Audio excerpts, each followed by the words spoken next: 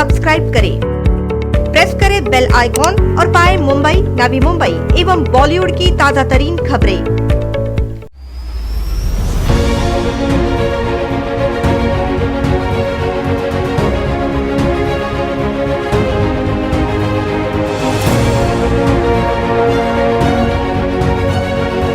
बाहर से टेम्पो आते थे, सब्जी बेचते थे, हम लोगों ने कुछ नहीं बोला। लेकिन आज क्या हो गया है, पहले वाले बैठने वाले सब्जी वाले, अभी लॉकडाउन में बैठने वाले सब्जी वाले कहाँ पर भी बैठ रहे हैं और उसके ऊपर किसी की भी वार्ड ऑफिसर की पाबंदी नहीं है।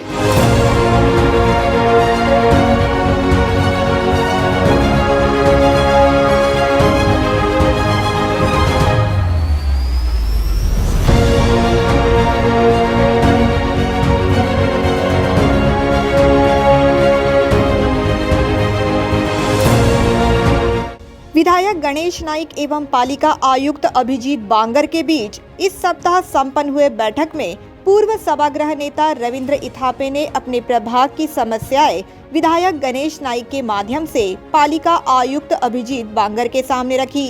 उन्होंने विशेष तौर पर नेरुल क्षेत्र में व्यवसाय करने वाले अवैध फेरी वाले एवं रात के समय हुड़दंग मचाने वाले लोगों पर लगाम कसने की मांग आयुक्त से की है।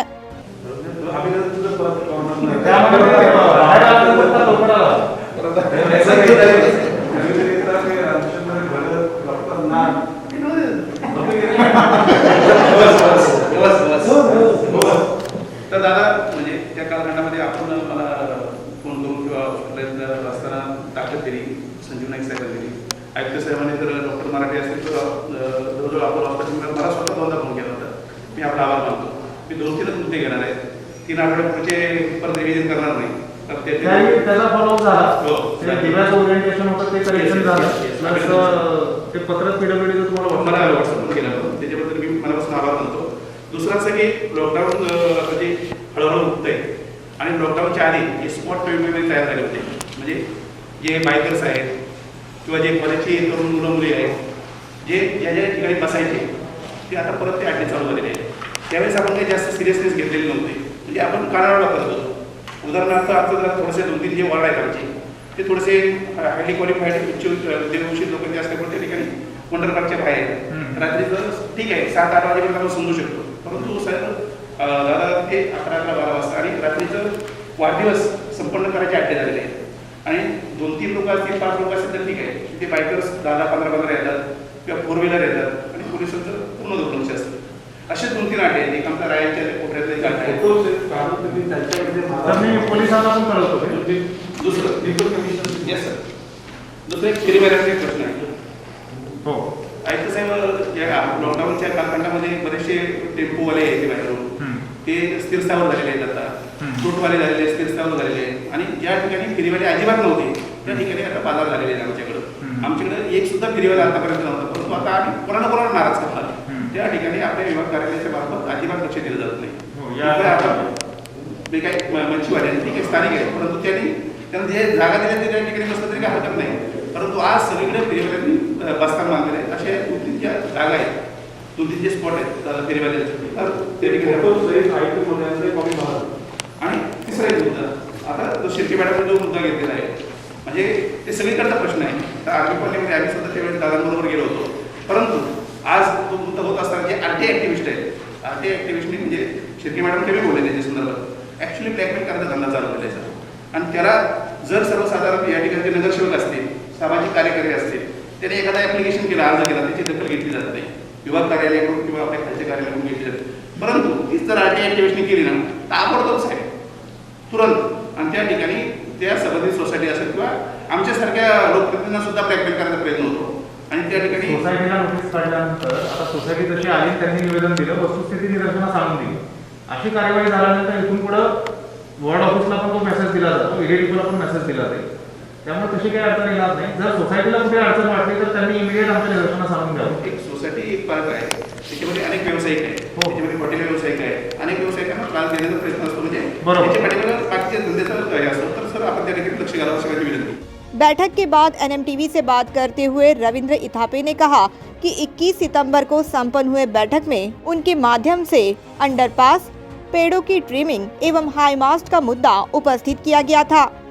हमारे जो वार्ड है जैसे कि ward number 100, ward number 91। State bank of India से जो अंडरपास पादचारी मार्ग जो जाता है कई दिनों से बंद है। लोगों के आने के लिए जाने के लिए state bank of India, bank of India, ये लोगों को कोई चारा ही नहीं था। तो मैंने कमिश्नर साहब के पास मुद्दा उठाया, भले साइन पनवेल हाईवे MRD के पास हो, लेकिन लोगों को कुछ मालूम नहीं, नई मुंबई वालों को मालूम नहीं साइन पनवेल किसके पास है। तो वो जो स्टेट बैंक ऑफ इंडिया के अंडरपास है, जैसे वैसे ही उड़न फाटा पे जो 2 अंडरपास है, उधर बहुत सारी घटनाएँ हुई है, कुछ अगणित घटनाएँ उधर हुए, वो भी मैंने सामने लाने की कोशिश की। और ख़ास करके 2 अंडरपास, उसके अलावा जो हाई मास्ट है, 5 अगस्त को खास करके जो चक्रवादल हुआ, उधर बहुत सारी लाइट्स, पेड़ टूटे पड़े थे। उसके बारे में मैंने ध्यान दिया कि वो टाइम पे 5 अगस्त में अभी तक जो लाइट्स उल्टे पलटे हो गए, वो अभी तक अपने इलेक्ट्रिकल डिपार्टमेंट के ऑपरेशन मेंटेनेंस वाले जो है उनको टाइम नहीं मिला है। उसके ऊपर ध्यान दिया। जितने भी नई मुंबई के अंदर, नई नेरुल के अंदर हाई मास्ट है, वो सही ढंग से उसके फ्लड नीचे आया जाए, रास्ते पे लाया जाए। वो 2 समस्या मैंने वहाँ पे बोली थी। तीसरी एक समस्या जो ट्रिमिंग, वहाँ पर 5 अगस्त को झाड़ गिर गए थे, उसके बाद भी ट्रिमिंग के लिए खाली नेरुल में, बेलापुर में, दोनों नोड में एक गाड़ी है। वैसे कि जो 8 नोड है नई मुंबई म्यूनसिपल कॉरपोरेशन के एरिया में, उसमें खाली 4 गाड़ी है। तो हम लोग ने ट्री प्लांटेशन अथॉरिटी में भी सैंक्शन किया था और वो आयुक्त के सामने नज़रअंदाज किया कि मैंने कि हम लोगों ने गाड़ी नई लैडर वाहन लेने के लिए मंजूरी दी है, लेकिन आपके माध्यम से हो नहीं रही है। तो आप नया गाड़ी लेके हर एक नोड को एक गाड़ी देनी चाहिए। आगे उन्होंने ये भी कहा कि आयुक्त के सामने जो मांगे 21 सितंबर की बैठक में रखी गई थी, वो अब पूरी हो चुकी है। जैसे कि आज सुबह आयुक्त साहब के साथ मीटिंग हो गई, आदरणीय नाइक साहब भी थे। वो मीटिंग में मैंने दोहराने की कोशिश की। उन्होंने बोला कि आपको मैंने लेटर दिया है, MMRD को लेटर लिखा है, वो मेरे को उन्होंने कॉपी दे दी और उसमें लिखा है कि उड़न फाटे की लाइट तुरंत चालू कर दी जाए, और वो चालू भी हो गई। दूसरा ऐसा कि स्टेट बैंक ऑफ इंडिया के जो अंडरपास है वो भी क्लीन हो गया है, वो भी सभी के लिए चालू हो गया है। और तीसरा लेडर वैन भी आयुक्त साहब ने हर एक नोड के लिए दे दिया है, इसलिए मैंने आयुक्त का अभिनंदन किया। इस सप्ताह संपन्न हुए बैठक में उनके माध्यम से वंडर्स पार्क एवं RR पाटिल उद्यान के सामने युवा वर्ग देर रात तक हुड़दंग मचाते हैं, जिस कारण आसपास के लोगों को तकलीफ होती है। ऐसी शिकायत आयुक्त के सामने कर इस पर विभाग अधिकारी तथा पुलिस विभाग द्वारा ध्यान दिया जाए, ऐसी मांग की गई थी। जो आज जो मुद्दे मैंने उठाए, खास करके पब्लिक इश्यू के लिए, लॉकडाउन के पहले, जैसे कि लॉकडाउन 24 मार्च को पूरे हिंदुस्तान में चालू हो गया, और उसके पहले जो मेन जगह पे यंगस्टर लोग, बाइकर्स हो, 4 व्हीलर में लोग आते थे, बहुत सारी जगह पे बैठते थे, हम लोग ज़्यादा ध्यान नहीं देते थे। लेकिन अभी लॉकडाउन आहिस्ता आहिस्ता खुलने के बाद वही जो उन्होंने अड्डे बनाए थे नुक्कड़ पे, जैसे कि उड़न फाटा है, वंडर पार्क का एरिया है, RR पाटिल का एरिया है, बाहर का एरिया, जो रोड के ऊपर 50-100 के तैनात में लोग, बच्चे लोग आते हैं, बर्थडे मनाते हैं और उधर हंगामा करते हैं। हमारा इतना ही कहना है कि मास्क पहनकर आप वहाँ पर जो भी फंक्शन है वो ये करो। और हमारा जो वार्ड ऑफिसर है, वार्ड ऑफिसर की भी ड्यूटी होनी चाहिए, पुलिस डिपार्टमेंट की ड्यूटी होनी चाहिए। वो लोग कुछ करते नहीं और उसकी बदौलत वहाँ तक 10-10 रात को 12-12 बजे तक बच्चे लोग बैठते हैं और अनाप शनाप करके जैसे कि कोरोना का बुलावा करते हैं। ये एक मुद्दा मैंने उठाया। साथ ही उन्होंने नेरुल क्षेत्र में बड़े पैमाने पर फैले फेरी वालों के मुद्दे पर आयुक्त का ध्यान आकर्षित किया एवं किस प्रकार ये कोरोना को न्योता दे रहे हैं, इसकी जानकारी भी दी। फेरी वाले के बारे में मैंने बड़ी यहाँ पर प्रकाश जोत डालने का प्रयास किया। वहाँ पर खास करके जैसे कि लॉकडाउन के पहले लिमिटेड जगह पे लोग बैठते थे, लेकिन लॉकडाउन होने के बाद सब्जी वाले हो, फ्रूट वाले हो, फिश वाले हो और सारे जो भी है, कोई किसी को बोलता नहीं था।